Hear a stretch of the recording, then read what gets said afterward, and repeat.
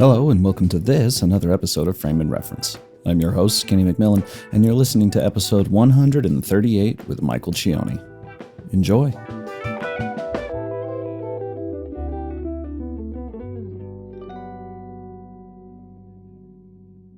The other thing I was thinking about, what you had just mentioned is, the Gen Zers like having a really attuned eye.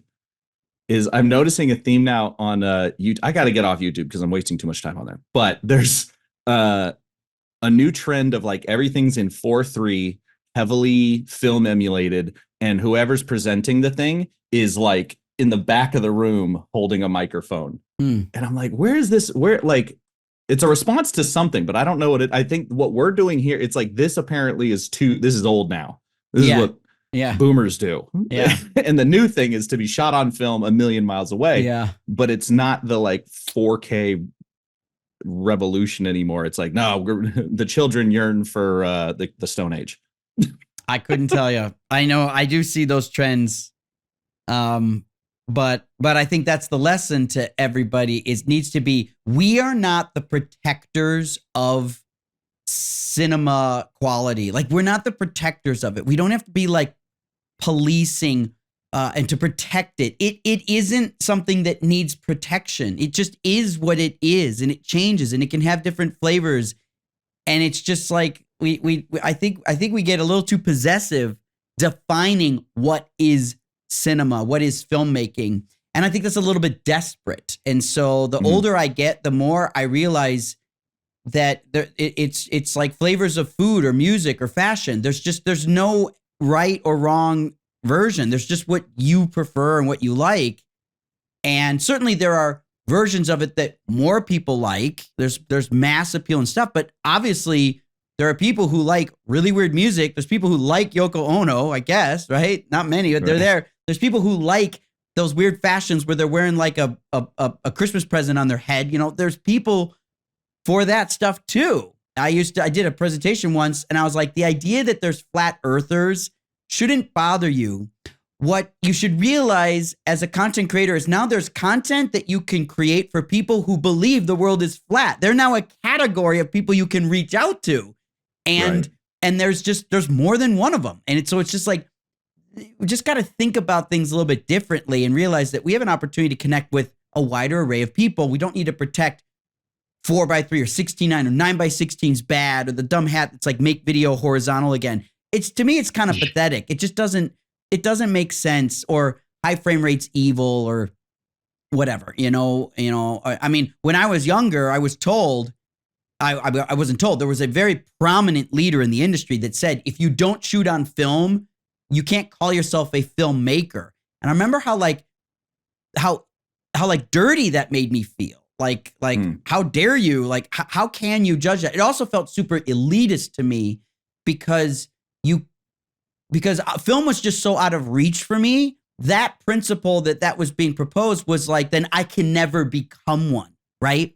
And I didn't like being forced into like the dark corner, the back seat, or like, you're not allowed in this room. It just felt like a, like keep out sign. You're not cool enough, rich enough, white enough, whatever it is, to be in this club. And I really didn't like that sensation. I can understand, like I just said, screw that. I'm not going to listen to those rules. You can't really define this stuff that granularly. And that really was part of the reason I got very headstrong on like emerging technologies and emerging trends and pushing that, because I didn't really care what other people thought. I wanted to challenge the conventional thought and say, what if you're wrong? And I ended up finding they were wrong a lot more often than they were right. They were just protecting their own insecurities. They weren't actually protecting the thing they pretended to be looking out for. Yeah, there's two things in there that I've noticed. One is there's a certain group of folks who seem to be going to bat for, I guess, like traditional Hollywood that don't work in that space. Like you say, the make video horizontal hat. It's like, that's not, who's that for? Like, what are you mad at? I don't like shooting vertically I mean, I don't mind actually shooting it, but it sucks when you shoot, you're on a gig and you shoot the whole video and it looks good. And then they're like, yeah, we need a 9:16 cutout. And you're like, that fucks all my framing. Like, that's annoying. Yeah. But as a device, as a mechanism for getting the video on a phone or whatever, like, it doesn't bother me.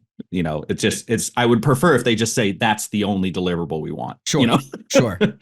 But that's why I think, actually we have an opportunity, as you said, to understand where the distribution is going to go and then to build the ideal format for that. And when you do know, vertical video it's already losing its stigma. The people that were really defensive about it already seem pretty out of touch because, of course, they're looking at vertical video regularly. There's just no way to avoid it. And nobody holds a phone horizontally unless they have to. That just became the physical.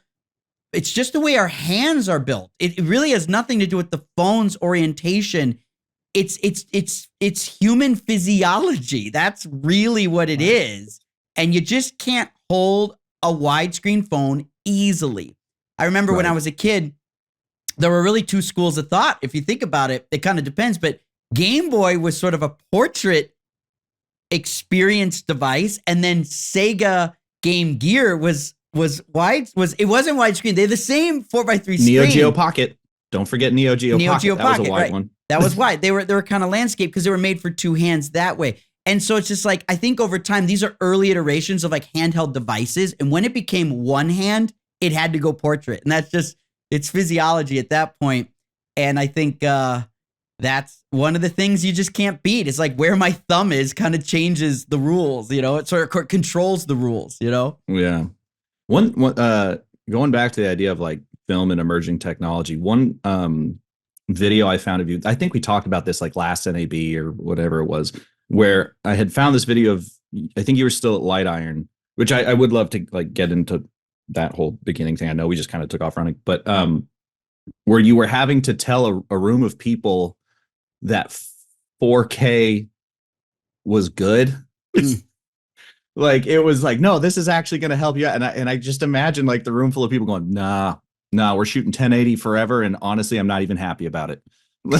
Yeah, but you got to go even before that. As stupid as that sounds today, stupid being a strong but appropriate word, as stupid as that sounds today, you got to go back even before that. The same rooms of people said hard drives would never succeed in cinema, that no one would ever trust their footage to a hard drive. And I had to convince people to do that. I was part of one of the first people to ever present I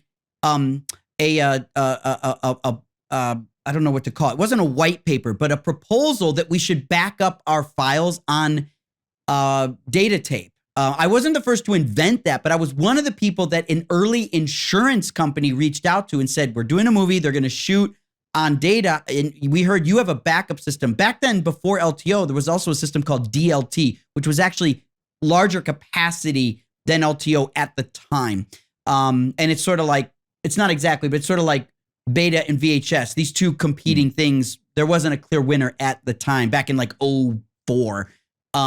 But DLT and LTO were these ways to back up, and the insurance, the bond companies didn't know about this stuff. And they're like, what's the reliability? How does it work? How do we retrieve it? Can we see it? I'm like, not really. You can't, it doesn't play. Well, isn't it tape? Yeah, but it's not video. So it's different. And these were fun, pioneering things that people said that'll never work. So it wasn't even just 4K. It was files, it was hard drives, and it was HD. It was the early versions of log. One of the coolest early cameras ever. It's very underrated, but it was the Thompson Viper. And Thompson's a broadcast company. I was going to get there myself. Go ahead. They stumble across a technology and they make a CCD, because back then these were charged couple device sensors, but they were 3-chip sensors, but it was a big one. It was a 1/2-inch CCD. And then they had a way to do basically rectangular pixels. So you could get widescreen kind of natively and get all 1920 pixels inside of a 235 exposure. And that was really profound. And then they had a log encoding, and we didn't even call it log back then. They called it film stream. And it was still an RGB way of doing log. It was very clever. And these are the types of things that scared people. But for some of us, it like made us lean in and be like, wait, this is different and it seems better. And a lot of times people say, oh, Michael does different things because he just wants to be different. Maybe on some level, that's why a lot of us punks and renegades and misfits, we do that because we just want to be different. But on the other hand, it wasn't just pure differentiation that attracted me, is when it showed some form of promise or some sort of advantage over the incumbent. And I don't really have a native scale, but if something looked like a little bit cheaper or a little bit better and it was dramatically different, it made me feel like then that could snowball, and a little better or a little cheaper could become a lot better and a lot cheaper or a lot more accessible or a lot more malleable or whatever. And that became a foundation for me to understand how to explore these trends when they're in the fad or trend stage and see if I could be a part of that transition between fad to trend and then trend to standard. And when they move into the standard phase, everybody forgets who was arguing it or didn't believe it or threw a tomato at someone when they were presenting it, and they get on board and then they become adopters. And some of us remember who was adamantly against these initiatives. And I sometimes laugh because many of them are still alive, and I shake their hands and I'm like, do they remember I was the guy they were throwing tomatoes at 15 years ago? Maybe they forgot, or maybe they forgot they even felt that way. Or maybe they think I forgot, but I didn't. I have a good memory, and so I can remember a lot of those meetings. But at the end of the day, I feel better if you can be a part of evangelizing people to come to the better conclusion, because sometimes they were adamantly against something, maybe for something specific at the time. And then over time, when you wear them down or they see that they were wrong and they come on board, I'm fine with that. Like, let's move on and try to collaborate going forward. Certainly, if I'm a vendor for them, I'll take their money. Right. So, but it all ends up working out in the end. Well, it's one thing you had mentioned in the podcast, the sister podcast to this one, the Art of the Frame, which, by the way, I had the frame name first. They took I had the frame in reference. They took Art of the Frame. Damn it, Scott. But one thing you had mentioned was that, like, in Hollywood, fads are often dismissed. They're very reticent to change, focus. And it's just such like, I get not wanting to change because of workflow problems. Like, it's very difficult, like commercials are where you're going to find new tools and stuff, because it's like a quick iterative process. But like on a film, you're not going to change whatever cameras halfway through because something new came out. Oh, now we can shoot 8K. Let's go grab that one, So I can see how people get stuck in their ways, but it is kind of interesting to see how, if there weren't people like you out there, we would still be shooting on, at best, the F900, like Lucas would just be running around like, this is still good. Well, look, I am just one of many people who are willing to be early adopters. I didn't create today's digital cinema climate, but I had a hand on the steering wheel. And the people that were also having a hand on that, you kind of get to know them and you recognize them as individuals or their brands. And you see who likes to be an early adopter and push the envelope. And then you see the mid and late adopters. And when the new markets are emerging, you try to keep track of that, because you don't want to lean on mid to late adopters for this new hard stuff, because they weren't there in the past. They're more conservative. That actually isn't a dig. As I get older, I learned that the conservative approach isn't at all wrong. It's just, it may be better for their brand or their business, their shareholders, their customers, who knows. But they're going to be a little bit more pragmatic in an approach. But other people who are mavericks, they want to be on the bleeding edge and take advantage of that early market adoption, because it might actually be a competitive advantage or a creative advantage when you need it. You talked about Mr. Richardson. He doesn't actually need a lot of competitive or creative advantages. He's earned his stripes. He has the access to whatever he needs whenever he needs it. But someone that's just getting started, I wouldn't say the Richardson book would be the ideal playbook to maybe make it in their industry or their career, right? And they got to look at a different approach.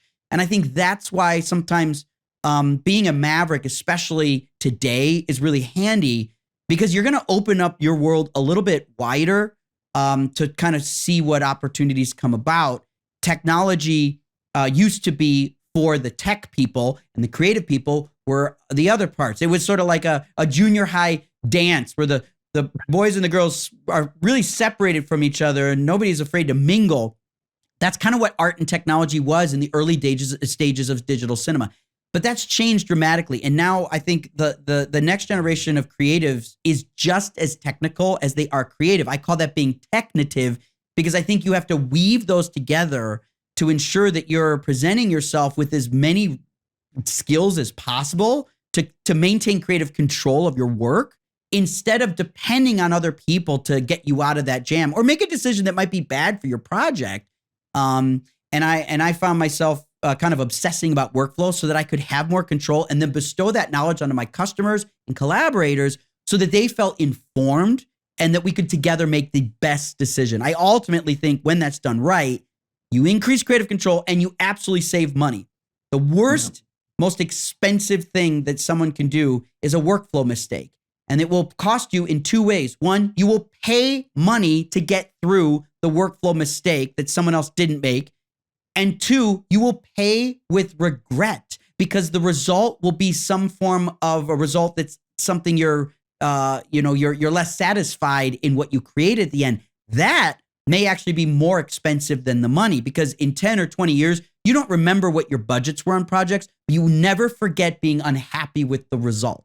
And so it's important to understand workflow to simply protect yourself from making content wrong or making it with the wrong tools that costs you money, or worse, costs you satisfaction. Yeah.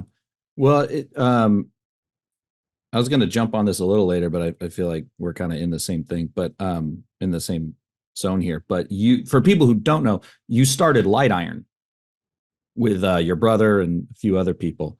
And when I always thought of it as just like a colorist company, but it's not. There's like a bunch of other post tools there. And I was kind of wondering, what got you to start that company? Like what needs in the industry did you see that made you want to start Light Iron?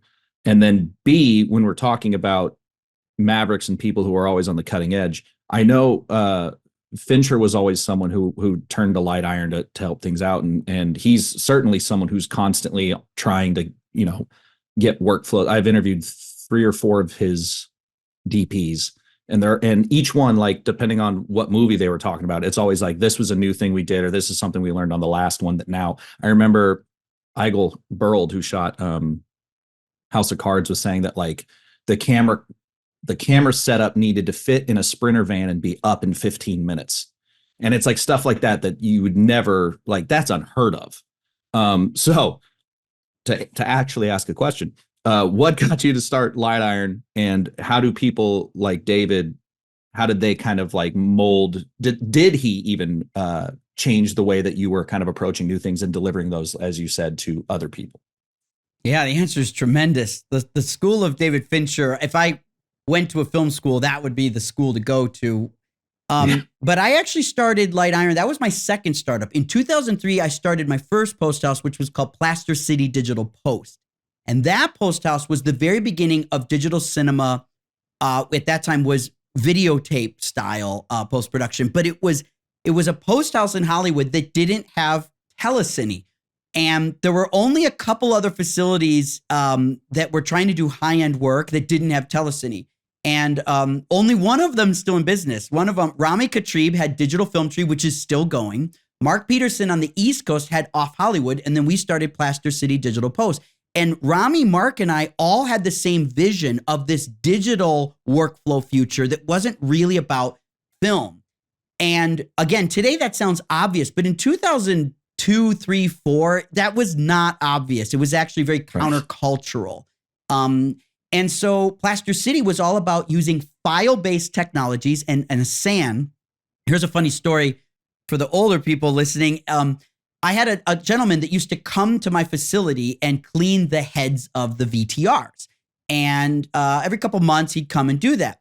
And I only had a few VTRs, but they were there. And he comes by one day and he sees what was a rack, my first major SAN, which was a 32 terabyte, 7-foot tall SAN built by the company Huge, which eventually became called Ciprico.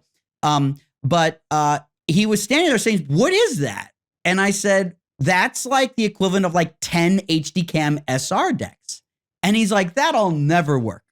And at that time, I wasn't sure. I was like, what if he's right? But, we'll see. And we started using Sans to give us 10 HD edit bays instead of having to have 20 VTRs, which would have cost, something like, I'd say 20x, probably 40x in infrastructure to have 20 VTRs versus one SAM. Even though the SAM was $130,000, it was actually really efficient price per bay, if you think of it in that regard. What we can do. And this is 4 terabytes. Sure.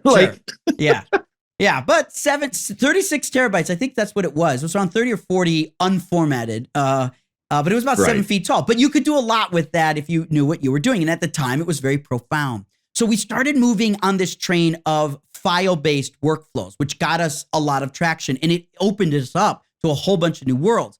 But then I started seeing the file-based move to 4K. Obviously, Red was released in September of 2007, and that's when I saw this tipping point start to move when we really doubled down on the Red workflow stuff. And so by 2009, it was time for me to own a business, because even though Plaster City Digital Post was a company that I helped start, I didn't own anything of it. I didn't know any better. I was like 23, so a paycheck was plenty for me at the time. But eventually I realized when we were building a business and I learned how to be an entrepreneur and had these big aspirations, I wanted to control the story better. And so I needed to own that. So unfortunately, we had to leave Plaster City, but most of the staff followed me. All of the customers followed me, and we started Light Iron. But Light Iron was founded now on a new principle, which was all about DI workflow. And we were all about 4K plus DI workflow. And it was in that approach that we started doing films for Soderbergh and Fincher. We did a film called The Informant, and I love that film so much. Yeah, it's a great film. I still quote the glutamine guy. Yes. I don't know why, just glutamine guy pops up in my head all the time. Yep. At the time, Terrence Malick was messing around with Red cameras, and Chivo would come by and test Red cameras there. And the very first, he went to Burns and Sawyer, got a Red 1, came over, and he started shooting around, the Hollywood and Highland intersection. Chivo just walking around with the Red camera, and then we bring it over and we put it on the screen, and we were just learning as we went. And it was the most exciting time because I felt like a professor that was only one semester ahead of the student. And so we didn't know where we were going, but a few feet in front of us. And that was just enough to not fall, right? But that's it. And it was so liberating in that time. And we started experimenting. You got to think what's so clever about 2010 and 11 is here we have the real increase in digital acquisition for the first time, but film exhibition was still the dominant way to consume it in the theater. So this was the actual peak of the digital intermediate, because we had to color correct these things digitally, but we had to make film outs. Now, Light Iron was never going to invest in Arri recorders, and so we were never going to make film record as part of our business model. So we would go to Technicolor and eFilm, a little bit of Photochem, that was mainly who we would go to. There weren't a lot of choices, but these were the companies that could actually do the record to film. And the one that we liked the best was Laser Pacific. And Laser Pacific, which was mainly a television company, started moving towards theatrical. And they had a really great image scientist there. They had several. And the three main people, there was a guy named Doug Jacques there, but there was another, he was a brilliant scientist. And then Glenn Kennel, who's the president of Arri US, he was a color science and engineer there. And then Leon Silverman, who went on to Disney and is just a kind of a mogul across all of post-production. These three people, incredibly intelligent people, were inside the Laser Pacific Brain Trust. And it was through them that we were able to get our Rec 709 color correction Red camera outputs to look close to film. So the true story is when The Social Network was shot, it was the first film shot on the Red MX sensor. So Red had made a Red 1. Then their first Mysterium X upgrade came out in about 2010. And Light Iron had been established. We were still very new. We did not have a facility yet of our own. We were building one. And David had shot on Viper before, and he had shot on F-23. So Viper was really Zodiac was pretty much Viper, and then Button was a little bit Viper, a little bit F-23, and now he was going to Red, and so for Social Network, it was shot on Red. Jeff Cronenweth shoots this MX sensor. I think he rated it at 600 ISO, which at that time was incredible for a digital CMOS sensor. Like Right. 600 was. Today, 600's very, very, it's fine, right? But this idea of 250 ISO, which is where the Arri D21 was, and the Red 1, like, it's hard to shoot in 200 speed, lighting. But the Red MX was 600 to 800, no problems, right? And so it was a very different, clean, beautiful look. So what David wanted to do was best for the film. He didn't really care about light iron. He cared about the look of the film, but he knew this Red thing was going to push everybody to their limits. So what he did is he went to the 3 major post houses. I think he did 4, but I know 3 for sure. And he made them all do a color correction pass, gave them all the exact same footage. And we were all given about, I'm going to say about 2 minutes of footage, about 120 seconds of random takes, no sound. We had to conform it to prove we could conform Red, because in 2010, some people couldn't. So we wanted to conform it. And they were, his team was asking us, they wanted to see how fast we could conform it. And you talk about David insisting that a camera can come out of a Sprinter van and be ready to shoot in 15 minutes. It's the same thing with post-production. He doesn't want you to have someone overcut it all night long, because when there's a problem, you might say, well, that's our problem. We'll take it on. He's like, no, because it becomes his problem if he wants to do a change list, which inevitably he will. So it's important that he could see that things could be conformed instantly. So he wanted auto conform, which at that time was not easy and not automatic and certainly not prevalent. And then he took all 4 tests and he let you pick where you wanted the film out to be. And so you could go. So of course, eFilm would color it and then film their own film out, and Tech would color it and do their own film out. And we didn't have a film out, but we had this partnership through all these other films we had been dialing this in at. So we dialed in our film. Now, here's what's ironic.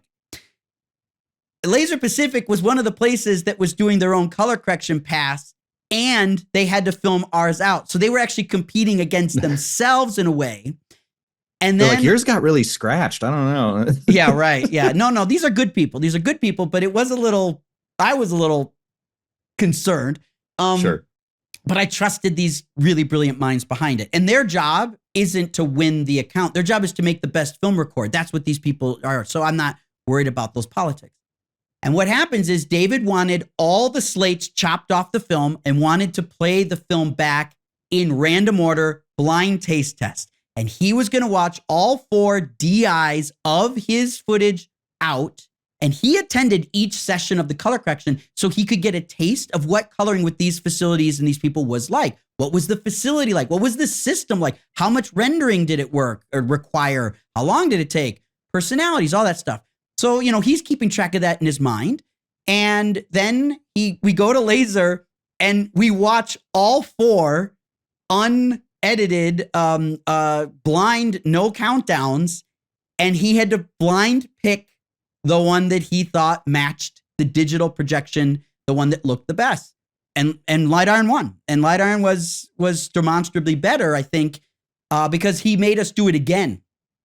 And I subsequently did 3 movies in a row. We did Dragon Tattoo after that, and then Gone Girl after that.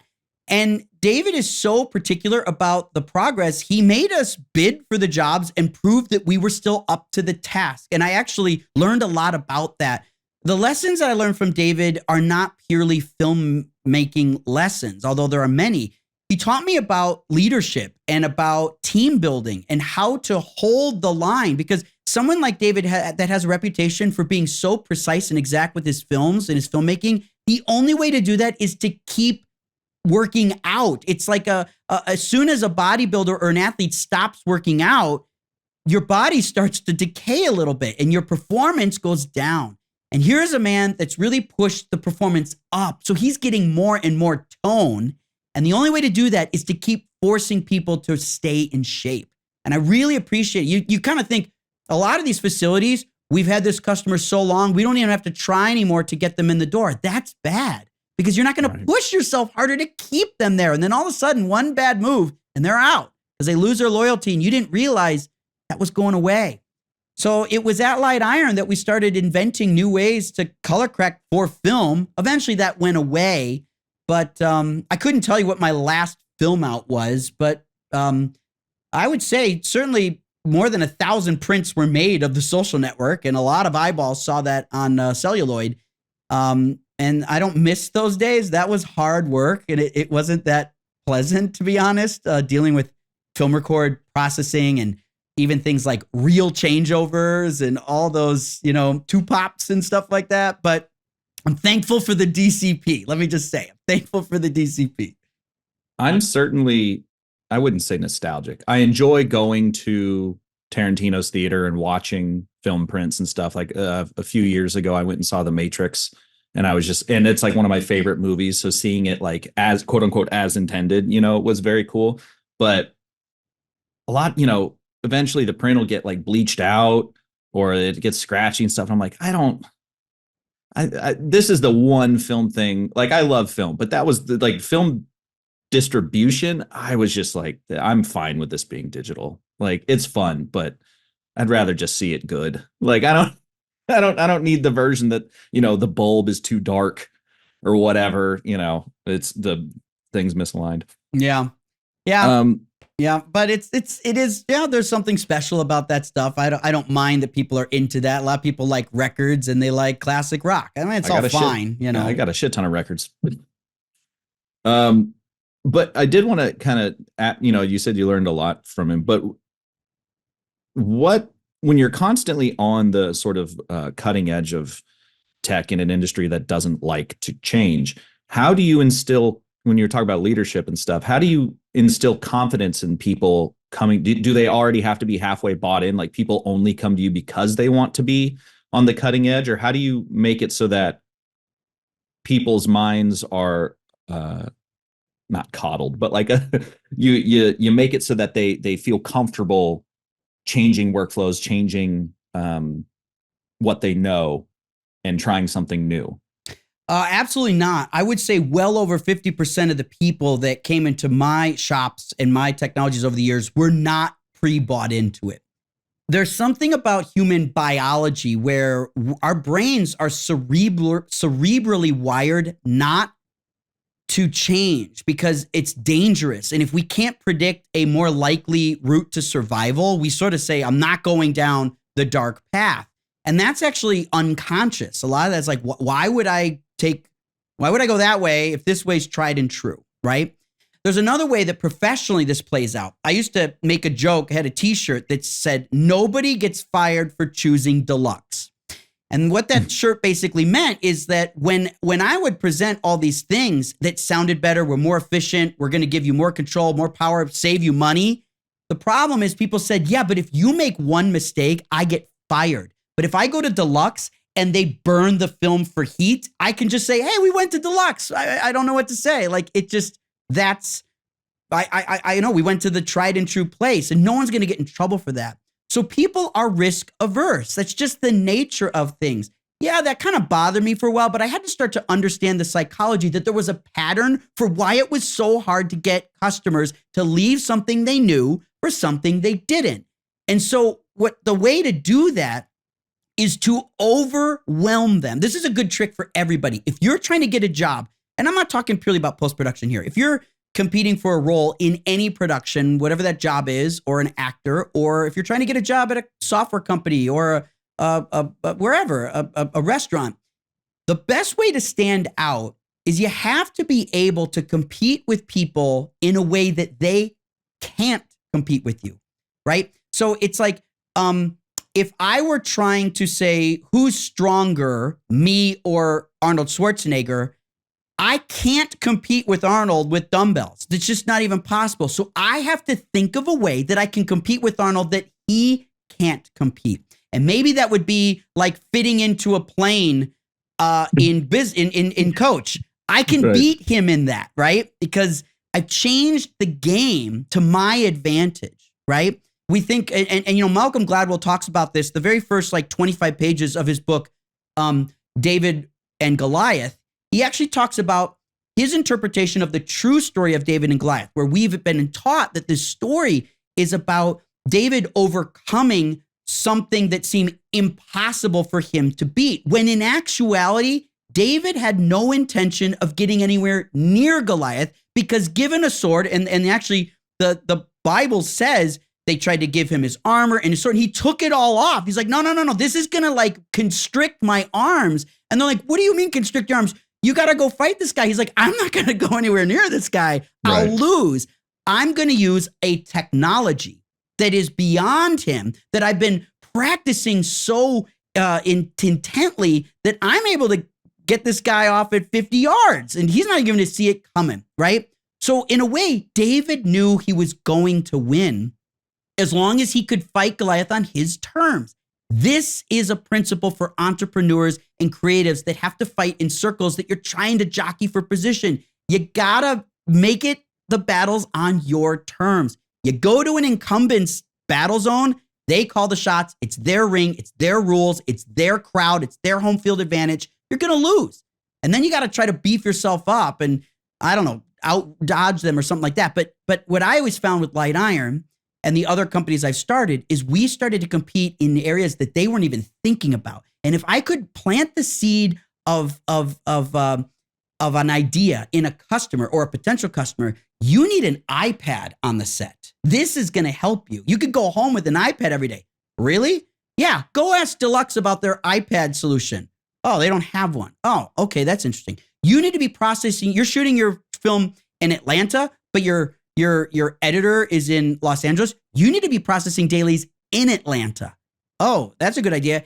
Find out where Deluxe Atlanta is. Back then, there wasn't one, right? And so it's like, oh, they're going to ship it to New York, right? Oh, well, your editor is already going to have the footage if you go with me before it even gets to Los Angeles to go to post. So I'm going to save you a day or two in turnaround times, right?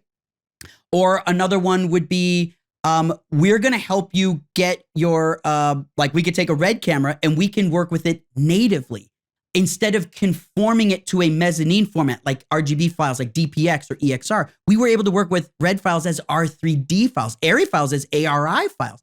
Back then, people were just conforming everything to a flat file, and there was less data, and you had less flexibility. You couldn't change your mind.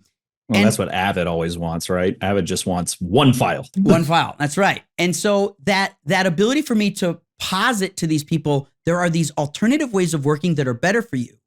I was knowingly planting seeds in their head that I knew my competitors didn't have a checkbox for. And so all of a sudden, what I was offering couldn't be compared to the other companies, and they were going to cost more. And that's how I was able to chip away and make this little startup. I mean, Light Iron, it's still around. It's a great company. It has like 6 offices in North America. And I would say Light Iron is the smallest facility that does the biggest post-production. And that's what was special about us. In fact, that was the name Light Iron, is I believed in there was a light side of tools. Like Pro Tools had an LE version. There was a Final Cut Express, the light version. iMovie is a light version of Final Cut. I believed in that. Premiere is a light version of Avid in a way. But I didn't believe that everything could be done on the light side. You still needed the industry term heavy iron. A DLP, a Christie projector, you need that. You can't substitute a Christie projector. You can't make a 10-foot screen act like a 40-foot screen. So I got to put in a 40-foot screen, so I need 15-foot ceilings. That's hard to find in Los Angeles, right? And so we believed that the business that we wanted to serve was both light and heavy together. And we would pivot where the light stuff would serve you and work versus the heavy iron stuff. And that's where Light Iron's name came from. And it allowed us to move up the scale really effectively and efficiently and compete with companies 1,000 times our size with 100 times more, literally 100 times more operating history, because Technicolor was 100 years old and we were 1 year old. Right. And we were able to compete on the same jobs. And I didn't do the volume that they did, but I wasn't after the volume. I was after the experience. And DPs like Don Burgess, I think I did like 7 or 8 movies with Don. And we became very close, and we really kept honing in. Talk about another cinematographer that learns something and then applies that knowledge to the next film and the next film and kept moving up. And you'd think Don doesn't need to get any better. He's so decorated. He actually won a Lifetime Achievement Award a month ago with the ASC. Yet that's not Don. He's always reaching for more and trying better and selling his cameras and buying the next one and trying more resolution. I did a movie with him called Allied, and it was a Brad Pitt, Marianne Caldwell film. And what's really interesting, a story about Don and that, Don really bought in heavily. At that time, we were probably on 6K Dragons. I'm guessing, I can't remember exactly, but I'm going to say it was probably the 6K Dragon. And what Don was doing there was doing like a 4K extraction out of the 6K. And he was shooting flat 4-2-3-5 scope, but it was a flat circular lens, right? Getting 2-3-5. And he would frame that in 4K. So he had something like a 25% extraction of the original Oneg. And what Don would do, because he learned this over years and years, imagine a crew, all of you listening, you imagine you're on set, you're shooting an important close-up with a big actor like Marion or like Brad, and you're doing that close-up, and you shoot all that out, and then you got to go and you got to do a turnaround, and you got to make it work. But that turnaround reaction time could be 3 or 4 hours later in the day, even though you're in the same room. Could have been lunch in between, who knows, right? And so what happens is everybody on the set starts to forget what they were shooting. And you got to remember, when this is cut together, it's all interwoven. Nobody's confused by what I'm describing. But here's what we learned. What Don learned over the years, and he would tell the story better than myself, but he learned that what happens is when you're doing these crossover and you're doing these OTSs and you're cross-cutting this in post, the eye line and the actual scale of the head varies a little bit because it was shot several hours apart. And while in your mind, you're like, I think this is about the same. This is going to work. When you cut it together, it's different. So what Don does is he takes the image and he frames one. So let's say it's Brad. And he gets Brad looking exactly where he wants him in the frame. And because he has this 25% extraction, he's able to zoom and adjust without having to blow anything up. And then he cuts to Marion's close up, and he draws a line across the screen, and he moves the eye line so it's exactly on the same pixel. And when you're cross-cutting, and then he can move her head a little bit like this, and then he says, watch this scene cut now. And of course, this is in DI, not in offline, because in offline, nobody would care. But in the DI, that precision moment where now these crosscuts, it's just smoother. It's like feathering an edge versus a hard edge, right? Or a radius versus an angle. And it's subliminal, but it smooths out this stuff. And when you're trying to build a scene and you want to make the camera invisible so that you're just focusing on what's being presented to you, the slight up and down of an eye line, you're reacting to that because your eyes go right to their eyes. That's how your brain focuses in on what to look at. We just go for the eyes. Walter Murch 101. Walter Murch 101. So this is one of those techniques that Don did that. And when Don got that down so well, we would tell everybody else and show everybody else how to do it. And we could apply that to everybody else's films. David pushed us on collaboration tools. He wanted multiple online editors to be supporting the DI all at once. And the company, which is defunct now, but it was called Quantel, was the only DI tool that could really do that with raw files.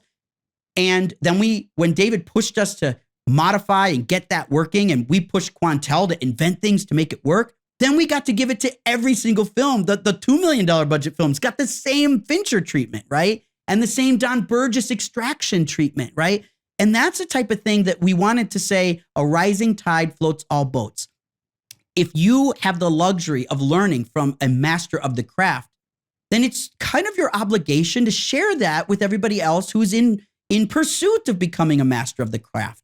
And that's one of the things that I love doing at Light Iron, is really helping people do that. And my mentor, Leon Silverman, he once said to me, Light Iron's the perfect size business, because what you want to be in a business is you want to be big enough to serve you, but small enough to know you. And that's really what we tried to run that line. And I miss it. It was a really great time in my life. But on the other hand, I don't miss it because I'm glad I'm not dealing with post-production change lists and midnight orders anymore. But I learned a lot in that process, and am applying it into everything I've done since. Yeah, I want to get into the Stratus stuff next, but now I have a cheap question, which is specifically for this podcast, which is, are there any other DPs or directors besides those two who taught you something that listeners could potentially apply. You know, I'm more thinking small teams or maybe individuals who like the eyeline trick or anything like that, where they could apply that now on their own shoots that they brought to you that come to mind. Yeah. Well, you know, I did a lot of movies with Keanu Reeves, several movies with him, and he used to spend a lot of time at Light Iron. And at Light Iron doing that, I learned about, and Keanu did a documentary with a guy named Chris, who was I have it over here. You have it over there. Okay. So you know the film, right? So it's called Side by Side. The film is called Side by Side. So what's interesting about Keanu is he was really interested in the craft of filmmaking, not just the performance art of it. And so he started pushing the technologies, and he directed a film. We did that. I did the first John Wick movie. We actually cut that at Light Iron in New York, and they lived there for like a year cutting the film. And these were pushing the edges. In fact, we started using, we're pushing ARRI in some cases, because back then ARRI didn't have ProRes XQ. It didn't have ProRes 3.2K back then. And it was through working with Keanu and ARRI that ProRes 3.2K actually became a thing. One of the product managers at ARRI, Mark Shipman Mueller, him and I used to talk all the time about this idea about unlocking ProRes and pushing it further, because to me, ARRI Raw was such a financial burden that it basically separated a classification of who could afford ARRI Raw and who couldn't. And ProRes is the great equalizer. And it's not to say ProRes is better than ARRI Raw, or if you can shoot ARRI Raw, you shouldn't. It's just that if ARRI Raw isn't the right format, or you can't afford to do an image sequence based or an MXF based workflow that's uncompressed, or at that time was uncompressed, then ProRes is a great middle ground, right? But ProRes back then was limited to HD. And so by working with the camera processing and improving on the XT models and so on, they were able to get ProRes 3.2K. And then we started applying that to anamorphic, and we were actually getting high resolution anamorphic files, because ARRI sensor was one of the rare sensors at that time of being a 35 millimeter gate that allowed for anamorphic, where the other sensors, which were 16:9, were not as good in anamorphic. You had to take a haircut vertically. Obviously, all this is moot because now everybody makes full frame sensors that are, 21 millimeters tall, and it's different. But in 2010, 11, 12, it was a different story. And so it was like working with Keanu. So the story there is like, never underestimate like the talent on the set. And you wouldn't think Keanu would be super passionate about workflow and that he could be an agent of change, but it was exactly that. And it was so awesome to go through a few years. When I worked at Panavision, I'm actually wearing the shirt, and we made the DXL. The original DXL launch, Keanu and we made a deal. He had a new motorcycle company called Arch, and he needed footage for marketing campaigns and stuff. And I had a new camera with Panavision, and we needed footage. So I was like, we'll go up to Big Bear and stuff, and we'll shoot. We'll block off some streets. We'll shoot motorcycles up there, and we'll give you the footage. And he was like, deal. And so we just made a handshake deal. And so the Keanu footage in the DXL launch was just shared with Arch for marketing promotion stuff. And that's the type of thing I could never have engineered that with intention. It just had to happen through relationships and through just pushing each other and asking questions and realizing that there's more to offer. Everybody's multidimensional. And I also think it goes to actors. A couple of friends of mine that are really, really forward thinking. Indiana Underhill and Haley Royal have this club called Cinematography for Actors. And they're really, their thesis is that actors don't know enough about cinematography. And if they knew more, they could probably do better. Because when they hear a DP call for the 80 millimeter, an actor, especially a newer one, doesn't know what that means. And whatever they're doing with their hands probably doesn't matter anymore if they call for the 80, but they don't know that. And if they did, would they change their behavior? Of course they would, right? And so CFA is about trying to help cinematographers and actors speak the same language, because they connect to each other. And I think working with Keanu is an example where there is a cinematography relationship with actors, that's sort of different than the director. And I think there's a lot of opportunity for growth in that space. Yeah. I do want to get to this when you mentioned t-shirts. I got the closest thing to the Strata logo I could find. Nice. This is a record company, hilariously enough. But when we first met, that must have been 4 years ago. I think you were at Frame.io. And we used camera to cloud on a lot of that coverage, which probably would have gone better had the LA conventions or the Las Vegas Convention Center not been a Faraday cage. Yeah. And they charge, dude, we were looking at NAB coverage this year. They want $86,000 for internet a day. I know. It's like, it's criminal. It's actually a crime, but it's a different argument. Yeah. But all your work there was pretty cool. What did you learn there that then made you think, oh, I got to start Strata? And then also for people listening, because Strata is like brand new. So I was listening to a lot of podcasts and interviews you had done. But normally I try to do all this research so that because usually people are like fans of the guests, so they already know this stuff. So I don't want to rehash it, but this is so new that I think that a little bit of rehashing is apropos.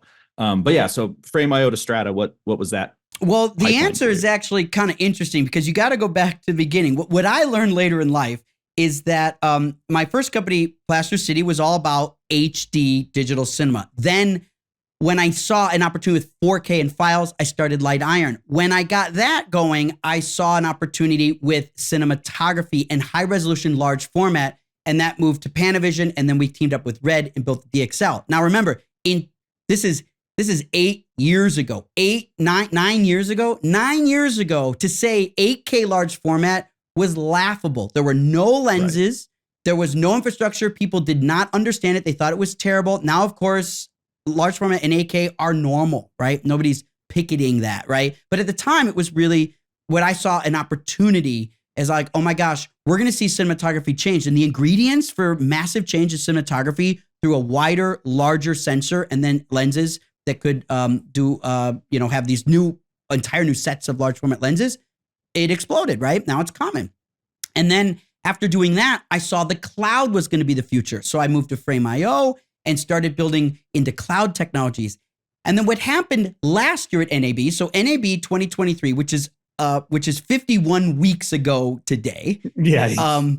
I was at NAB and I started looking around and I started noticing that there was really no AI tools inside of these workflow halls of companies. There was really no AI tools. There was a lot of companies that I recognize and have seen forever showing the same stuff. And I was like, I bet in 3 or 4 years, this place is going to look totally different and AI is going to be everywhere. And so the best way Adobe Max was all AI. Right. That was only like 20 weeks later. That's right. And so what I saw at the time was a picture of the future, like a little snapshot. I was like, oh, this is going to look so different. And the best way for me to position myself to figure out what that is, just like those other iterations, was to start a new company. So I either start or join a new company in order to hitch my wagon on a new emerging trend when it's still in the fad or trend stage and it's nowhere near a standard, right? So HD wasn't a standard when I was doing that Plaster City. File-based 4K was not a standard at Light Iron. 8K large format was not a standard at when I was at Panavision. Camera to cloud is not a standard at Frame.io yet. And AI workflow, who knows what that is, right? So Strata is my newest startup, which is a workflow company that's powered by AI. And the reason that's significant is because when we read about the AI story, we always think about Gen AI. And while I have my opinion, Midjourney and that kind of thing, DALL-E, Midjourney, Sora. Yeah, Sora, right.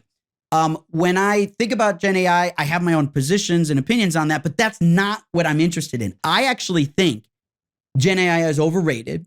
And I actually think that the real money and therefore the real value to us as creatives is actually going to be in utility AI. The jobs that are going to go away are not going to be taken by generative AI tools. I really don't think you'll see mass jobs eliminated through Gen AI. You'll see mass jobs eliminated across any industry by utility AI. Because it's the jobs in the back room that are easily repeatable that are going to go away. because they're easily repeatable. Anything easily repeatable is not a safe job, no matter what the state of the world is, right? And nor is it usually a fun job. I mean, certain people love that kind of thing, but right. It's generally people want to move up. Right, right. And if you think about a job being easy, then creative people actually, we like hard jobs. We take that stuff on, right? And the act of creating, it's hard to be satisfied by a job that you do the same thing every day. And if you're creative, the satisfaction component is really important to how we're made. So, right. So I really think that utility AI is the opportunity that we are missing in the AI game. And I say that, and maybe some of you think I sound like I know what I'm talking about, but I didn't know what I was talking about when I came up with this concept. I had to figure out what that means. I just like, there's a little nugget there, but I got to keep mining to figure out what that means. And my brother worked at Netflix. He was with me at Light Iron. He went to Netflix. And then it was actually his idea to say, maybe we should start a company again, because we were very successful with Light Iron. And he said, let's start a new business. And so we started Strata together in pursuit of utilitarian AI in effort to automate, accelerate, and simplify workflow, and not to generate it. All the generation that we talk about with Strata, you do the same way you do today, whether it's pictures, stills, video, audio, but how you sync it, organize it, share it, upload it, analyze it, tag it, transcribe it, translate it, assemble it. That's all what I sometimes qualify as the laborious stuff that creative people wish we could skip so we could get to the good stuff of actually crafting the story or the song or the photo array or the poster that we really were hired to do in the first place. And if we can get rid of that utilitarian stuff, we can spend more time polishing the creative and less time preparing the creative. So some of the examples that you have shared on the beta launch, which was a couple weeks ago, 2 months ago, something like that, was like borderline live transcription.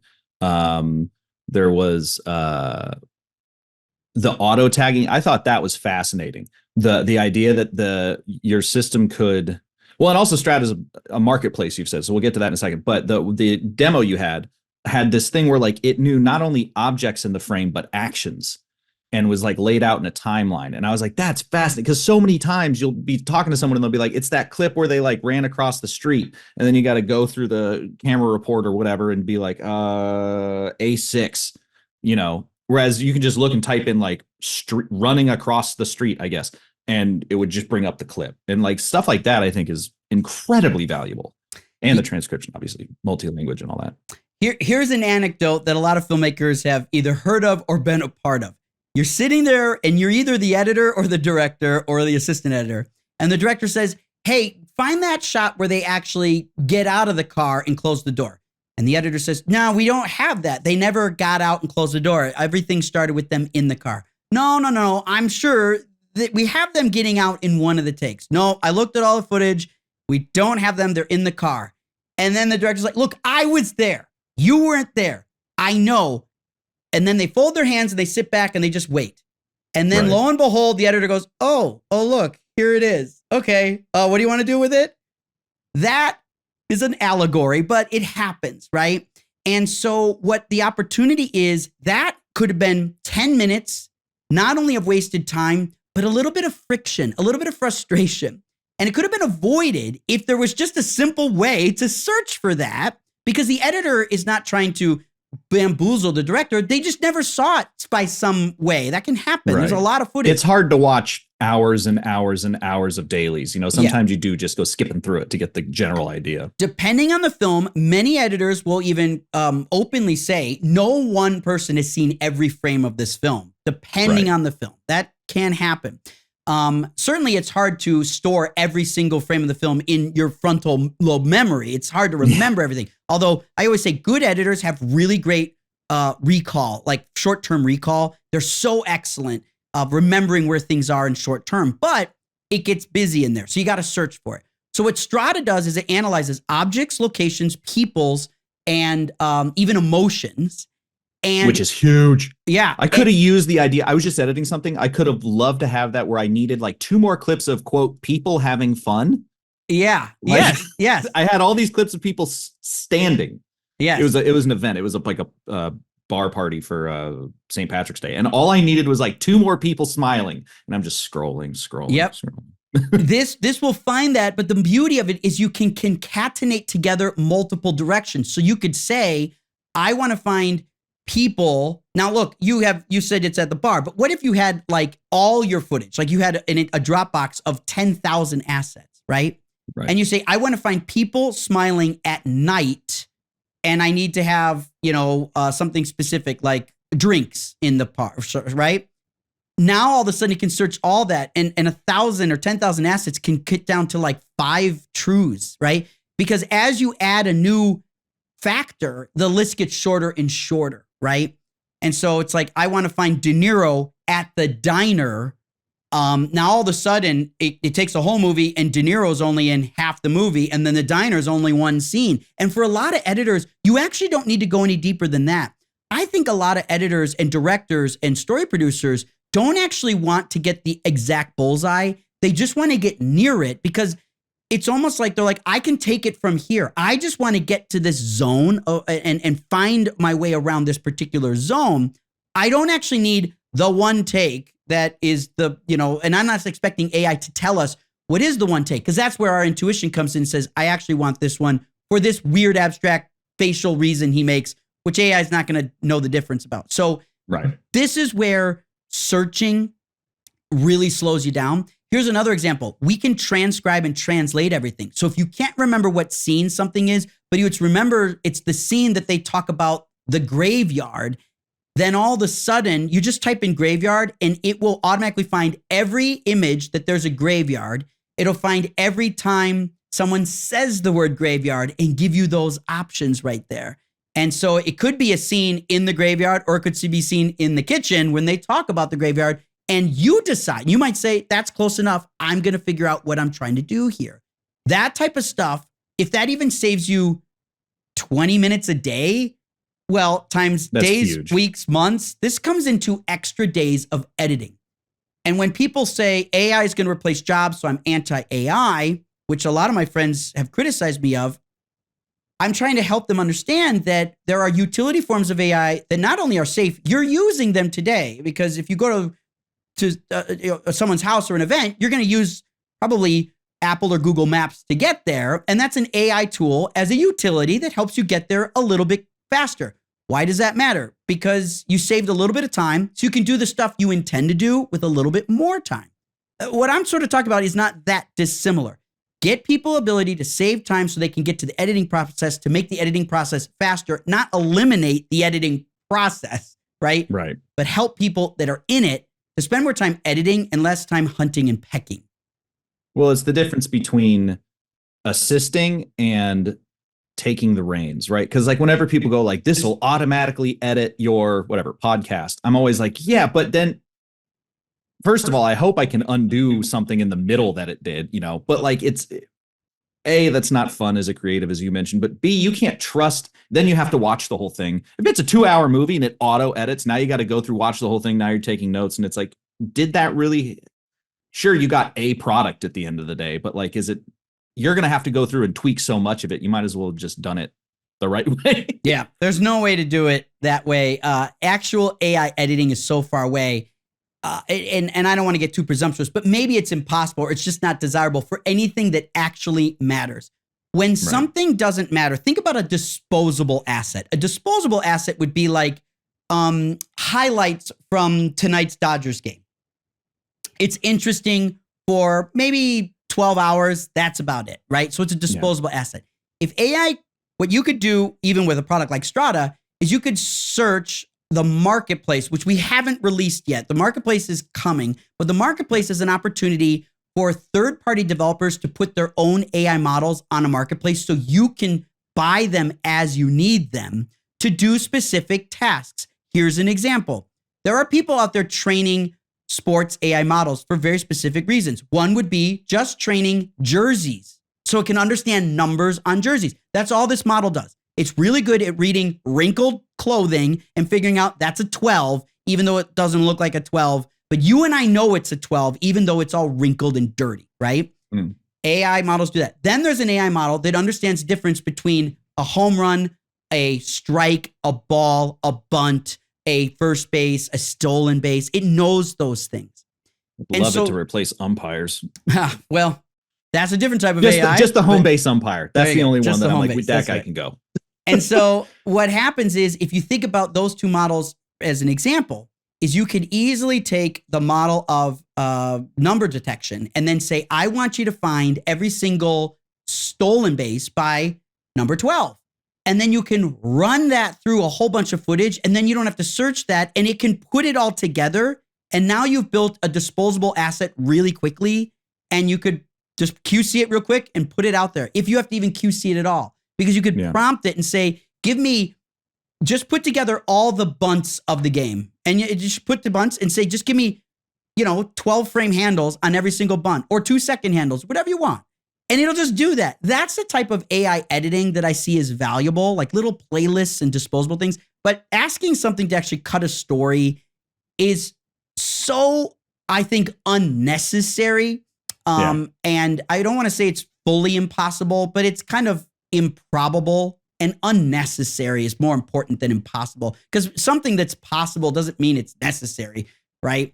So, and it also, like, the thing that's frustrated me with the whole like AI discourse, specifically with generative models, but just the idea of AI in general, is that there seems to be this massive push. I mentioned this in a previous episode, but like there seems to be this massive push to automate creativity. Yeah. And I find that infuriating, because what I can't say this is everyone, no one's a monolith, but there seems to be this weird thing where it's like creatives are the bourgeoisie, and these they talk down to us all the time, and this whole weird kind of, it's like, most of us are poor. Like we took a job that doesn't pay well unless you're in the upper 1%, because this is something we like to do. It's not like, it's not preachy. Certain media can certainly be preachy, but general artists are not necessarily trying to tell you what to do. It's how we feel. So why are we trying to automate that output? That's the one that I kind of get confused by. Yeah, I agree with that. And my take on it is that I have a YouTube episode. I have a YouTube series at Strata Tech, and which is awesome, by the way. I recommend everyone see that thing. Thank you. It's super high production value. Yeah, it's intense, but there's a lot of data in there. It's very, very intense. It's definitely for professionals. But I think I'm guessing here. I think it's episode 13. But one of the principles I talk on episode 13, if I'm not wrong, is that one of the reasons AI is so important. It might be 14 now that I think about it, but it's that AI robs us of the joy of creating. And I actually put that out there, and some people argued with me. There were some people that I respect greatly that said they get the same amount of satisfaction in generating an AI result as they do in shooting one in real life. Now, I would say if they believe that to be true, then who am I to say they don't? But I would say then they've ever received the joy I feel when I create something if they think it's equaled by a text prompt. It isn't. And I actually love the discipline, especially I'm a musician. I write and record a lot of music. And it's 9 instruments, right? I play 9 instruments, yeah. And I am so exhausted after writing 12 songs and recording 12 songs and mixing 12 songs. But I'm so satisfied in the bloody fingers that the fact that it could sound better through AI or something, it isn't actually at all interesting, because it robs me of the satisfaction of saying I did this, right? And I don't think filmmakers are specific to this. Someone who carves a canoe out of wood probably feels the same way. They love it. Little chess pieces. Why don't you just mill it out of plastic? Because, there's an interesting thing Neil deGrasse Tyson says. He says, if death gives meaning to life, then it could mean eternal life is meaningless. And it's an interesting conundrum, but one way he waters that down a little bit is he says, if someone gives you fake flowers because you're sick or it's your birthday or it's Mother's Day, what are they going to think versus real flowers? And of course, the real flowers in 5 days are going to wilt and be thrown in the garbage, but it's their finite time on earth as an existence, the creation elements that make them organic and real, that gives them value, versus something that's purely unadulterated synthetic. We attribute them differently. An email is not a letter in the mail. Nobody argues that, right? Right. And so I really feel that for artists, we have the benefit of creating because it gives us joy. And I think that joy is passed on to the person who receives it, and they can tell the difference. When you watch a movie and you don't know anything about it, and the first line that comes up says, the following movie is based on a true story, you perk up, Right. you change, you recalibrate everything that you were thinking to this is true. And it changes how you receive the film. You judge it differently. And I think that the same principle may come across in films that are recorded and shot and done in real life. And I don't know. We have to say the following film was made in real life. Maybe in a decade, we have to qualify that. While some might say, oh, that'll suck. All right, well, get over it. Because if it's true and we have to do it, then it'll calibrate the person to receive it to know that this was all made in a way, even though we use computers, it's analog. Because we're controlling everything with little 10 digits, right? And 2 eyes. And it's not a computer synthesizing our thoughts. It's us. And so I really think the analog approach to filmmaking is going to last, maybe forever, because I think the viewers can tell the difference, even if today it feels like they don't know it. I literally, you've hit on two things that I've used a million times in these discussions. One is the woodworking analogy. I'm like, it's not making something with your hand, a desk is far more enjoyable than going to IKEA and buying it. Yep. IKEA is great. I have a bunch of IKEA furniture, but like if I want something real, quote unquote real, or it's not even that it's real, it's that I give more value to a handmade desk than I do to one that was kind of prefabbed and, I put together with some Allen keys. And the other one is I'm always just like, the audience that historically hates if CGI was even whispered on set is probably not going to be like, oh, this whole movie was made by AI. Hell yeah, I'm in. Yeah. Like there's just like, it feels like people aren't listening to each other when it comes to the tech, what I would say, the tech bros who are trying to push that type of AI and the audience, they're inventing an audience. But I know we've gone a little over time, so I just wanted to touch on two things. One, your program, the whole system Strata does go back to what you were saying about selling results and not necessarily selling the tech. Because if once Strata comes out for the vast people, you don't have to tell your client that you're using it, and they wouldn't really care if you sold them. We're using this new tech. They don't care. I always tell people, like, it doesn't matter what camera doesn't matter what camera you're using. Your client does not care. They just want the end result to look legit. There might be a weird thing where you get on set with like an FX3 and they go, why did you bring the small one? But that's like a different conversation, and then they see the final result and they're like, oh, okay, cool.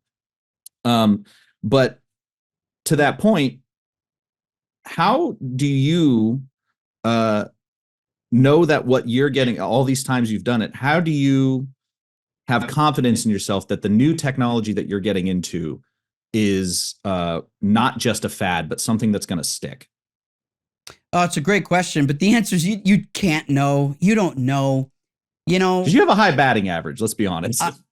Yeah, but I have strikes, and the highest batting average people have a lot of strikes, right? There's a M. Night Shyamalan movie called why am I forgetting? What's the one in the cornfields? The Signs. Signs, right. So there's an M. Night Shyamalan movie called Signs, and the character that Joaquin Phoenix plays, they say, didn't you have the highest strikeout record, right? And it's because he hit the hardest home run and he broke the record in the county or whatever. And they said, don't you have the longest ball record? He goes, yeah, but he's also got the highest strikeout record. And his response to that, which M. Night Shyamalan wrote, and Joaquin Phoenix reads so well, he just says, it felt wrong not to swing.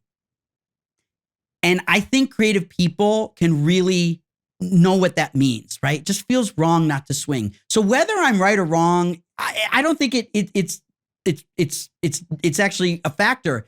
It just feels right to do these things, to take these leaps. it makes no sense that I have quit really well-paying jobs and really nice titles with really comfy plans and 401ks and stuff. And I've quit them over and over. I actually, when I'm in the middle of my businesses, I always feel like the captain that's going to go down with the ship. That's what I feel like. Sean Connery in Red October, we're going to scuttle the ship, right? That's what I feel like.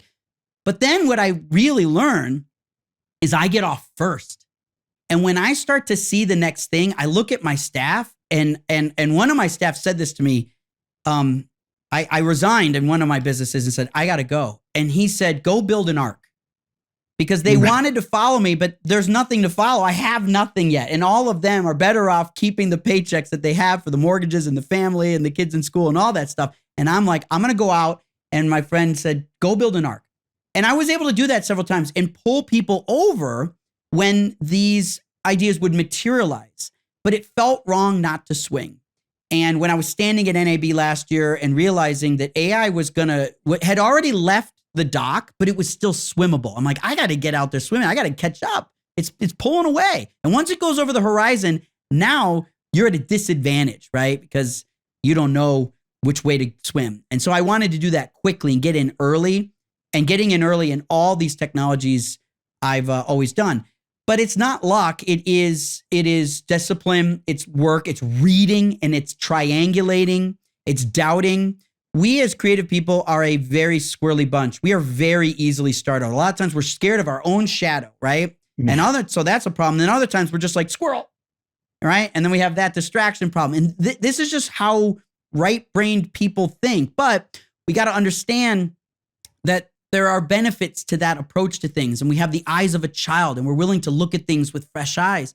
My advice to everybody is like, just stop assuming things. I recently did some experiments with iPhone 15, and I've pushed iPhone 15 pretty much as far as anybody ever has. Those videos are great. Thank you. I have anamorphic lenses. I've got wireless file focus. We're doing Vision Pro focus pulling, and it makes people so angry. And it's almost comical to me and my staff. They're like, why of all the things you can react to, anger seems to be one of them. But if I were to criticize these critics back, what they are like to me is like a fake fan in the first inning, and the opposing visiting team gets a couple of runs and they go, kids, we're leaving.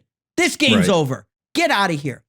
And it's like, you knucklehead, like this is the beginning of the game. And so many things are going to transpire. We're nowhere near the end. And you have a choice here. You can either stick around and be a contributor to the win, or you can pick up and leave and have nothing to do with any progress, right? And you get to make that choice. And being a troll is to choose to not contribute. And that may be some people's place. That's fine. But when these things materialize and grow, the trolls are the last adopters. And so they're catching up, and they miss out on the opportunities that the early adopters carved for themselves because they saw the trends emerging. They invested, they became experts, and those clients pick up on that and say, oh, you're shooting on an FX3? That means you're saving me money and you're giving me good quality stuff. I'm going to hire you again, right? Yeah. Versus the person that says, I need to show up with a Canon, to make myself feel important and get better pictures. And I'm not a literal Canon, not the brand. Yeah. Not the brand. A very large, oversized camera that you don't need. So that's just an allegory, but you see the point. So I don't know where these trends are necessarily going to go, but I feel like if I find myself with a hand on the wheel with a bunch of other people that I trust, that I can ask and contribute and communicate with, and we can influence the market, then we can change it. When you think of The Big Lebowski and you think of the dude walking around LA with a phone that's a sling like a purse all the movie, which is this funny thing ringing in the bowling alley and everything.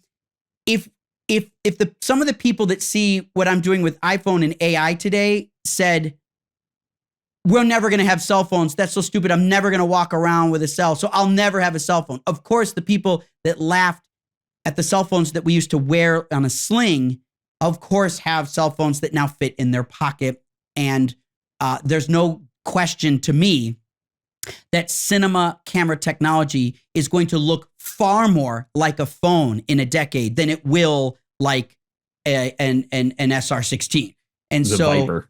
yeah, that is inevitable. I think the creator, what Greg Fraser and Oren Sofer just did recently, is actually they didn't really. I just interviewed Oren. Oh yeah, right. That's right. I saw that, and he is arguably, to me, he's one of the most underrated cinematographers, best kept secrets. But now the secret's out. Everybody knows how awesome he is. But I'm proud of seeing him. But he's always been this good, which is what's so awesome about Oren. And also extremely well read, which is this other side of him that isn't just purely visible in his beautiful lighting. Anyway, what Oren and Greg did is they brought the FX3 into this top-end cinema space, and they didn't have to modify what Sony built in that camera. They simply applied it with their talent. And I don't think an iPhone's any different, because if you take the iPhone, I actually measured it on a DSC Zyla step chart yesterday, and I have the results. The results are it's a 14 stop camera, which is it's crazy. I know the lenses are really tiny. I know the sensor's tiny. I know all that stuff, but the Sony sensor, it's actually a Sony sensor inside of the iPhone 15. That sensor can measure 14 usable stops.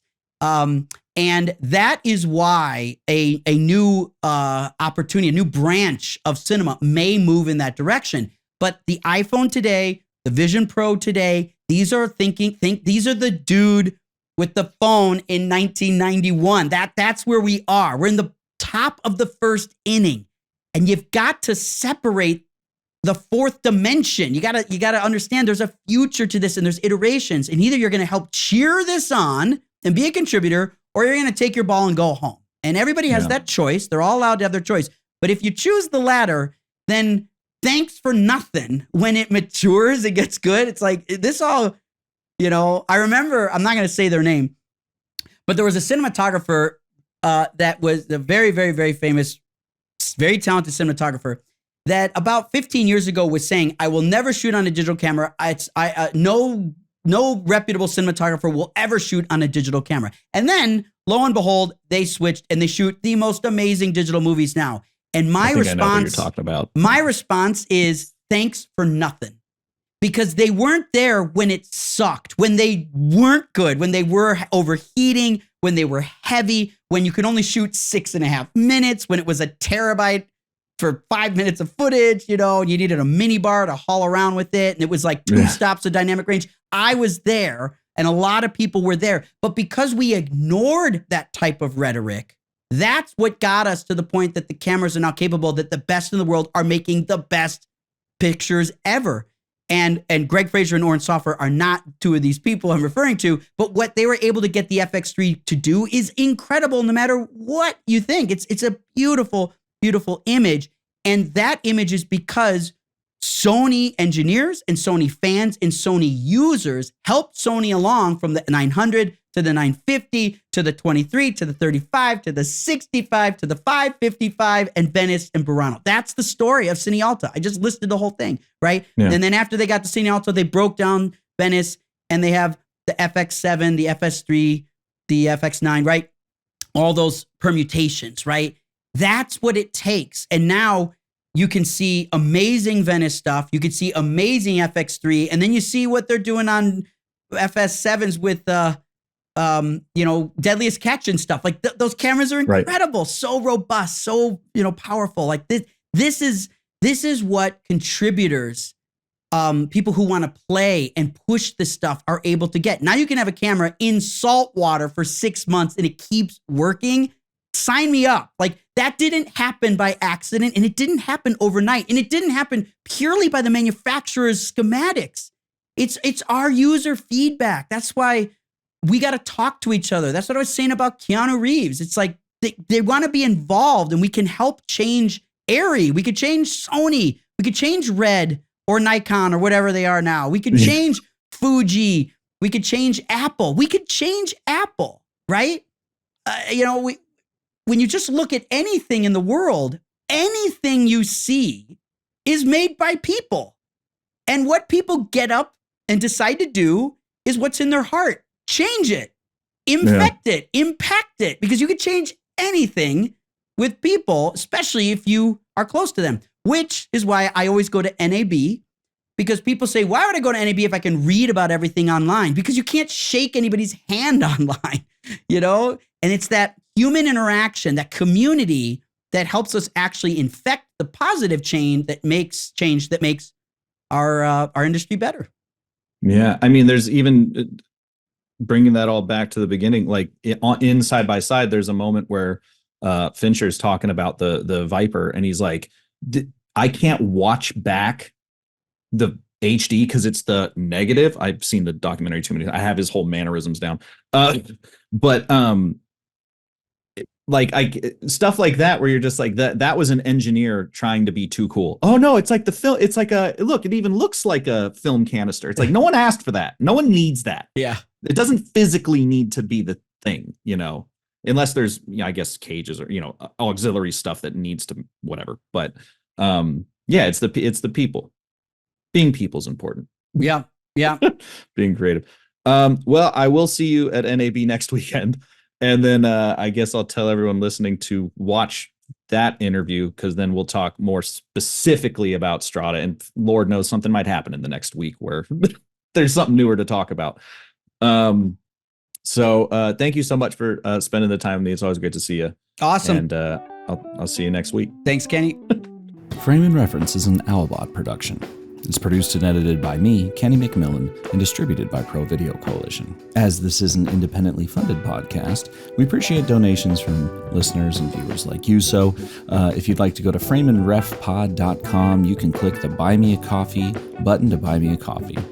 And we really appreciate that. Also, of note on this podcast, you can see my interview with Michael at NAB to learn about the Strata project more in full. So look forward to that. Check it out. And as always, thanks for listening.